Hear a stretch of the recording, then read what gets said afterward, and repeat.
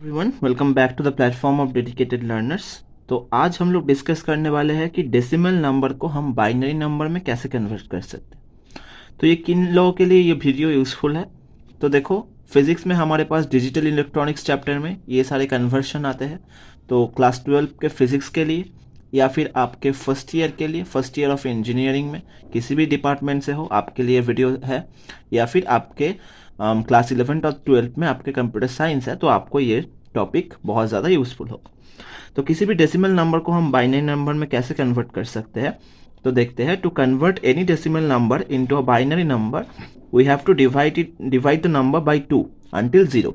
तो किसी भी नंबर को अगर हमारा डेसिमल में दिया हुआ है, तो उस डेसिमल नंबर को अगर हमें बाइनरी में कन्वर्ट करना हो तो उसे हमें 2 से डिवाइड करना होगा।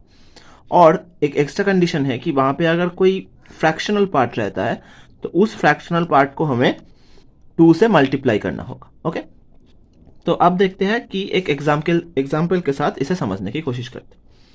तो देखो, हमारे पास ऐसा एक है कि 125.3125 to the base 10। To the base 10 हमारा सिंबलाइज करता है कि ये एक डेसिमल नंबर है।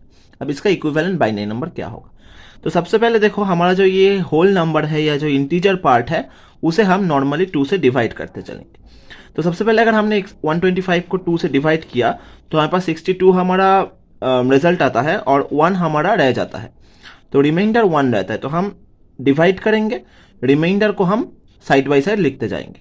तो फिर हमने 62 को 2 से डिवाइड किया, 31 आता है और कोई रिमाइंडर नहीं रहता तो 0 आता है। इस तरीके से हमने सारे सबको डिवाइड किया अनटिल जब तक 0 आता है और उसके रिमाइंडर को हमने साइड बाई साइड लिखा। अब जैसे ही हमने साइड बाय साइड लिखा, अब हम जब कैलकुलेट करेंगे तो हम नीचे से ऊपर तक जाएंगे। मतलब 125 ये जो हमारा डेसिमल नंबर है इसका इक्विवेलेंट बाइनरी नंबर हमारा होता है। नीचे से अगर हम ऊपर जाए तो 111101 टू दी बेस 2। ओके, तो ये हमारा इक्विवेलेंट बाइनरी नंबर होता है। अगर अब हम देखें कि इसके फ्रैक्शनल पार्ट को हम कैसे कैलकुलेट करेंगे, तो फ्रैक्शनल पार्ट को कैलकुलेट करने के लिए हमें इस फ्रैक्शनल पार्ट को 2 से मल्टीप्लाई करना होगा। तो हमसे 2 से मल्टीप्लाई किया और अब हम देखेंगे कि पॉइंट के आगे जो हमारा नंबर है वो क्या है। तो अगर वो 0 है तो हम यहाँ पे 0 लिखेंगे। फिर हमने इसे 2 से मल्टीप्लाई किया, 1.25 आया। तो अब पॉइंट के इस तरफ 1 है तो हम यहाँ पे 1 लिखेंगे। फिर हमने इसे 2 से मल्टीप्लाई किया, 0.5 आया तो यहाँ पे 0 है तो यहाँ पे 0 लिख दिया। अब 0.5 को जैसे ही हम 2 से मल्टीप्लाई करेंगे, हमारा पॉइंट का बाद का पूरा पार्ट 0 हो गया।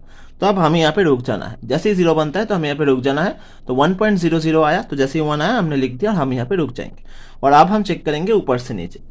तो ये जो हमारा पार्ट था 0.3125 टू दी बेस 10, इसका इक्विवेलेंट बाइनरी नंबर होता है ये वाला 0101।